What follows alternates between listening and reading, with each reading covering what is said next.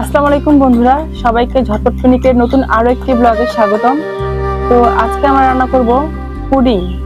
আর আজকে আমাদের সাথে আছে নতুন গেস্ট, আমার ভাতিজি। তো একসাথে আমরা ব্লগ করব এখন থেকে, আর সেই ভিডিওগুলো আপনারা এই চ্যানেলেই দেখতে পারবেন। তো আপনারা লাইক, কমেন্ট এবং সাপোর্ট দিয়ে আমাদের পাশে থাকবেন।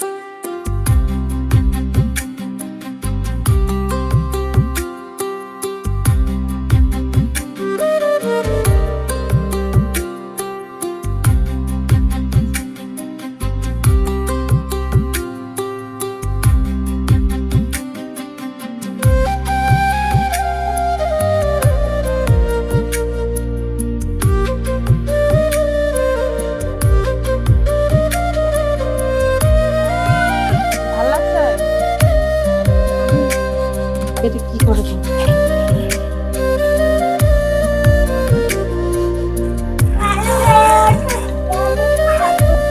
আমরা পুডিং এর জন্য ক্যারামেল করে নিছি। দেখেন ক্যারামেলের কালারটা কত সুন্দর আসছে।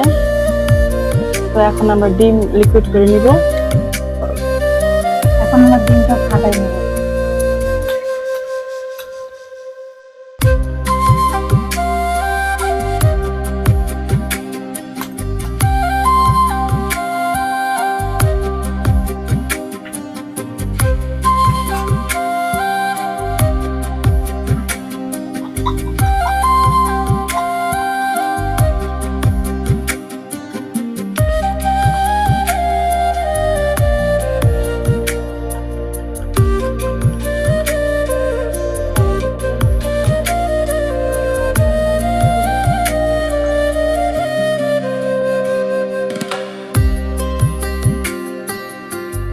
যতটুকু দুধ দিয়েছি অতটুকু চিনি দেব।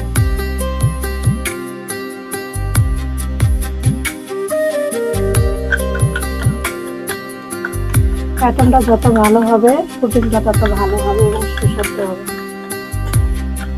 কি কি দিছো এখানে? এখানে আছে ডিম, তারপর হচ্ছে ফাঁকি দুধ, চিনি। এটা ভালোভাবে মাখিয়ে নিয়ে তারপর আমরা এখানে দুধ দিয়ে দেবো, গাভীর লিকুইড দুধ দিয়ে দেবো।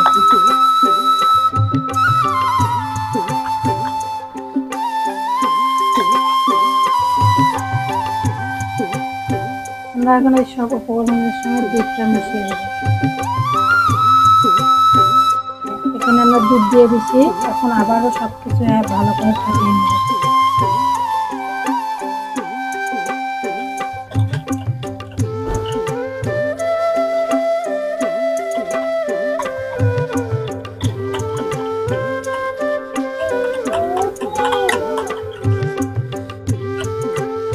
কালারটা কিন্তু দারুণ, কফি কালার।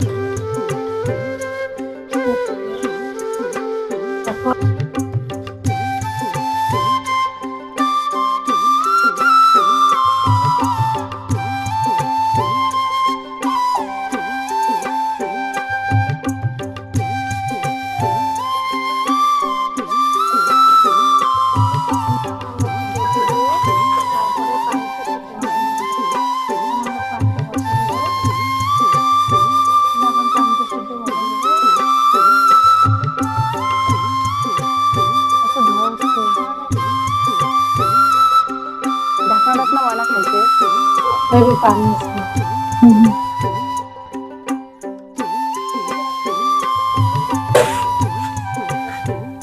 আমরা এখানে সেদ্ধ বসাই দিছি। এটা দিছি যেন সাইড দিয়ে কোনো ভাব বের হয়ে না যায়। ভাব বের হয়ে গেলে ভালো। অনেকেই করে টাচ চুলাতে রাইস কুকারে, তো আমরা মাটির চুলায় করতেছি। এটার একটু আলাদা ইন্টারেস্টিং আছে। আমাদের এটা হঠাৎ করে তো কোনো প্রসেসিং ছিল না, এই জন্য আর কি। হ্যাঁ। অন্য আরেকদিন আমরা নিয়ে আসবো, তখন সব কিছু প্রসেসিং করে আপনারা দেখাবো। তো বন্ধুরা, আমরা সিদ্ধ হওয়ার জন্য বসাই দিছি। আজকে সকালবেলা অত তাড়াতাড়ি ঘুম থেকে উঠতে পারি নাই, ঘুম থেকে উঠছি 8টার সময়। তো উঠে শুধু ভাত রান্না করছি আর শাক টাক বাছাবাছি করছি। তখন দেখি যে জান্নাতি আসলো, তখন মনে হলো যে একটা পুডিং এর রেসিপি করি। বসে থাকলে তো সময় এমনিই চলে যায়। তো এই তো রেসিপি চলতেছে, আর ঘন্টা খানেকের পরে মনে করেন যে আমরা সম্পূর্ণ পুডিং নিয়ে আপনাদের সামনে হাজির হয়ে যাব। এদিকে বলবেন কেমন।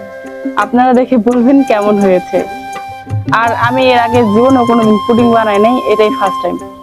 এর আগে একদিন আমার ননদ বানাইছিল, আর আজকে তো আমার ভাতিজি বানাইতেছে। তো দেখা যাক কেমন হয়। দিছি ওগুলো হবে রান্না।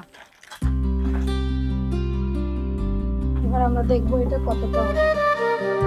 5 মিনিট প্লাস হয়ে গেছে, এবার আমরা দেখবো যে কতটুকু হয়ে গেছে। এই যে আমাদের কোনো প্রস্তুতি ছিল না, তো আমরা হঠাৎ করে আজকে এটা করছি, এই জন্য আমাদের বিভিন্ন ভুল হচ্ছে। এটা আপনারা কিছু মনে করেন। মাটির চুলায় করলে এমনিতেও মনে করো যে অনেক একটু বেড়া তেড়া হয় কাজের। বন্ধুরা, আমাদের পুডিং রান্না করা শেষ। তো এটা এখন আমরা একটু ঠান্ডা পানির উপরে রেখে দিব। একটু হালকা ঠান্ডা হয়ে গেলে সুন্দর করে স্লাইস করে কেটে নিব। পুডিংটা এরকম হওয়ার কারণ হলো যে মাটির চুলায় রান্না করছি, আর হচ্ছে নিচে তেনা দিছিলাম। ওই তেনার কারণে এক পাশে উঁচা এক পাশে নিচে হয়েছে। নিচে কাপড় রাখছিলাম, ওই কাপড়ের কারণে এক পাশে উঁচা এক পাশে নিচে হয়েছে। তো মাটির চুলায় রান্না করছি, আর জীবনের প্রথম। তো চলুন বন্ধুরা, আপনাদের সাথে দেখা হচ্ছে আরো 15 মিনিট পর। ঠান্ডা হোক, তারপর স্লাইস করবো।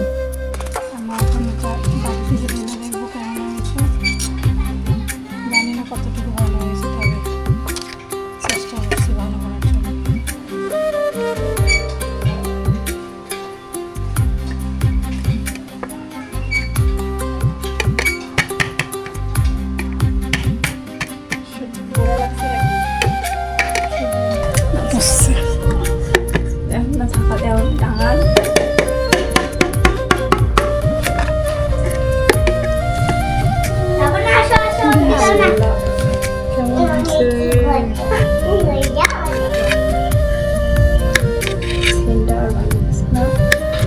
সুন্দর একটা পুরো পুরো স্মেল আসতেছে। একটা কত সুন্দর হয়েছে, দেখুন সুন্দর সফট হয়েছে। মাটির চুলায় করা তো কোনো কিছু প্রস্তুতি ছিল না, সব কিছু হুটহাট, তো বোঝা হয়েছে ভালো। আলহামদুলিল্লাহ, আপনারা বলে যাবেন আপনাদের কাছে কেমন লাগছে। এরপর আমরা আরো খুব ভালোভাবে বানানোর চেষ্টা করবো। সাইডটা দেখো,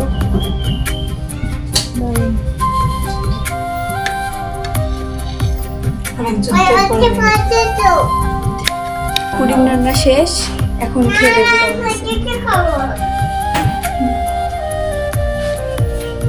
দারুণ।